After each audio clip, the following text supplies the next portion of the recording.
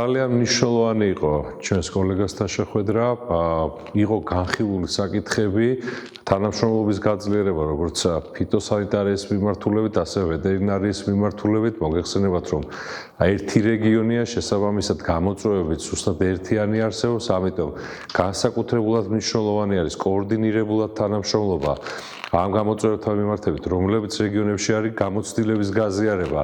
ამ ნაწილში აგრეთვე განსაკუთრებულად იყო აღნიშნული გამოცდილების გაზიარება და სტუდენტების გაცვლითი პროგრამები და აგრეთვე პროფესორების აქტიური თანამშრომლობა ერთმანეთთან კვლევითი მიმართულებებით.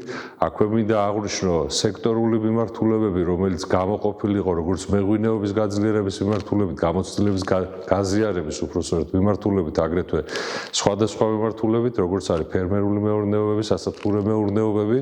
ამ ყველაფრისთვის გამორჩეულად მნიშვნელოვანი არის, რომ გადაწყვეტილება იყო მიღებული შეიქმნა სამუშაო ჯგუფი ორ ქვეყანას შორის, რომელიც ერთის მხრივ მიეხმარება, რა თქმა უნდა, იმ გამოცდილების გაზიარებას, რომელიც შესაძლებელი არის, რომ კიდევ უფრო მეტად ეფექტური გახადოს ორ ქვეყანას შორის ერთ რეგიონში იმ შესაძლებლობების შექმნის, რომელიც არსებობს და აგრეთვე ვაჭრობის მიმართულებით აუცილებლად უნდა ხაზი გაუსვათ, რადგან ეს არის ერთი რეგიონი დიდი შესაძლებლობებით და ზუსტად ასე კოორდინირებულად არის შესაძლებელი, რომ ის გამოცდილება, რომელიც არსებობს სოფლის მეურნეობის მიმართულებით, გაზიარებული იყოს, რადგან შედგომში ეს ასახული იყოს უკვე ურთი ქვეყნებს შორის ვაჭრობით, რომელიც ეკონომიკურად გააძლიერებს როგორც ქვეყნებს, ასევე სრულად რეგიონს. Today we are having an official visit to Georgia. We had an excellent meeting with our partners and Ministry of Agriculture and Environmental Protection of Georgia.